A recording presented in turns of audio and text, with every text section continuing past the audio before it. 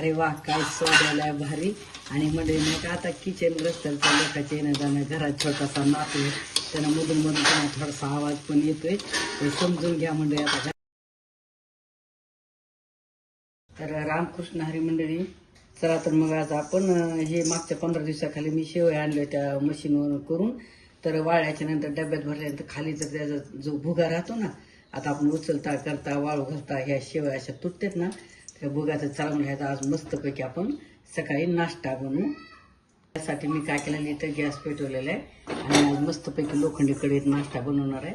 तर सगळ्यात अगोदर हे शेवयाचा भुगा जे आहे ना, तर तो अगोदर मी थोडासा भाजून घेणार आहे तेलामध्ये. तर तेलामध्ये भाजून घेऊ शकता किंवा तुपामध्ये पण भाजून घेऊ शकता, पण मी तेलामध्ये घ्यायची भाजून, कारण ह्या शेवया थोड्याशा गरम केल्या ना, अशा परतून घेतल्या तर एकदम खमंग होतो नाश्त्याचा. तर चला तेल टाकलेले, तर त्यामध्ये हे शेवया घालू.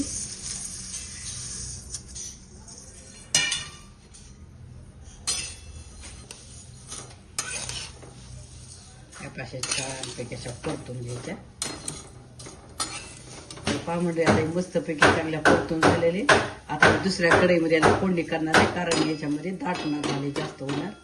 भरपूर असा नाश्ता आहे आणि याच्यात हलवता पण येणार नाही कढईत. म्हणून चला आता एक कढई बाजूला ठेवून दुसरी कढई घ्यायची. चला आता ही कढईमध्ये आपण करून चांगलं मोकळं हलवता येते. आपण दुसरी कढई घेतली थोडीशी मोठी पितळीची, त्यात फोडणी करणार आहे. तेल कढई गरम झाली, छानपैकी तेल घातलेले फोडणीसाठी. आणि इकडं पाहिजे शेवया काढून घेतल्या बाजूला ठेवलेले. आणि इकडं पाणी पण लागणार आहे आपल्याला, गरम पाणी करायला ठेवलेले.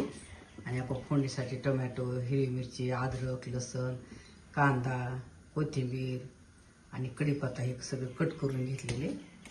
चला तर मग तेल गरम झालेले छानपैकी मोहरी घालायची, छान तडतडली. आता जिरं घालायचं, लसूण, अद्रक, कट केलेला कांदा, कट केलेली हिरवी मिरची, कढीपत्ता चांगलं परतून घ्यायचं.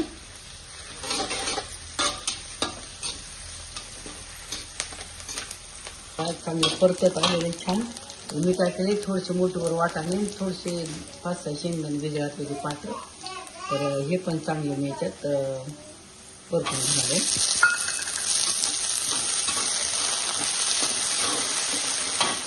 त्यामध्ये कट केलेलं टोमॅटो घालायचं, करतो मोठी घाईपर्यंत हे पण परतून घेतो.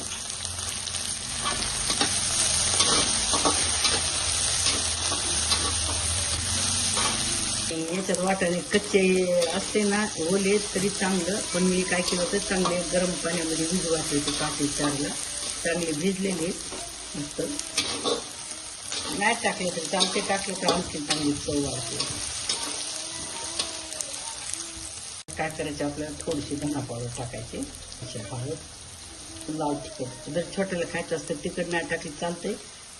कश्मीरी लाल मिरची पावडर जास्त तिखट नाही, आणि थोडीशी टाकलेली, कारण आपण हिरवी मिरची पण टाकली कट करून. जिरं पावडर. आता आपण जे शेवया भाजलेले आहेत ना, ते ह्याच्यात टाकून घ्यायच्या.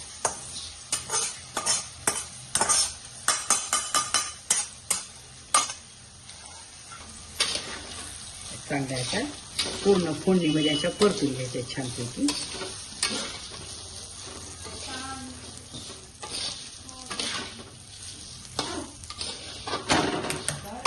मध्ये चवीनुसार मीठ घालायचं.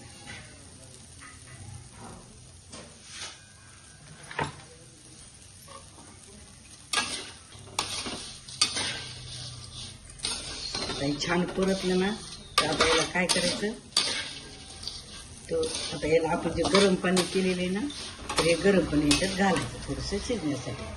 पाय गरम पाणी केलेलं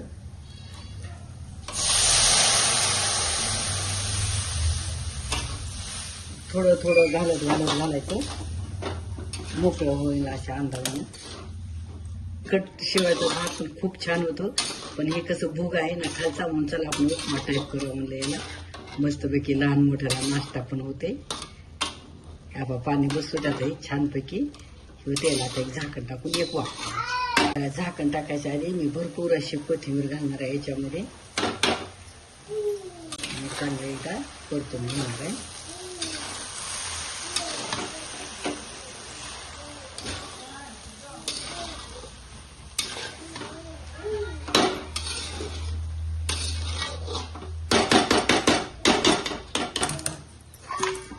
कमी गॅसवर आता एक वाफ काढू छान. मंडळी आता एक वाफ निघलेली छानपैकी.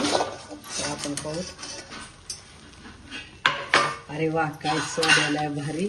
आणि मंडळी नाही का आता किचन ग्रस्तरच्या लोकांच्या येणं जाणं, घरात छोटासा नातू त्यांना मधून तुम्हाला थोडासा आवाज पण येतोय, तर समजून घ्या मंडळी. आता घरात छोटे मुलं असल्यावर आवाज येणारच. मला किती भारी मस्त असा स्वाद येलाय. गॅस बंद करू मंडळी. चला तर आता नाश्ता झाला तयार. या तुम्ही पण गरम गरम नाश्ता खायला मस्तपैकी.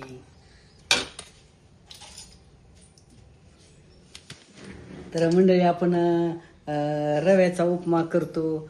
मी तर नका ज्वारीच्या पिठाचा पण उपमा करते, एकदम भारी. फक्त तेल जास्त लागतं थोडंसं एकदम. चला म्हणलं आज आपण शेवयाचाच उपमा करू म्हणलं, कारण बारीक भोगावता पडलेला एकदम भारी आणि अशी छान अशी चव येईल मंडळी.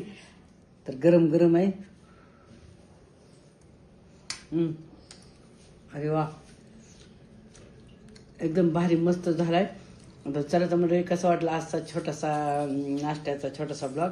आवडल्यास जरूर जरूर कमेंट करा. आणि तुम्ही जर माझ्या चॅनलला नवीन असाल तर लाईक करा, शेअर करा आणि न विसरता सबस्क्राईब करा. चला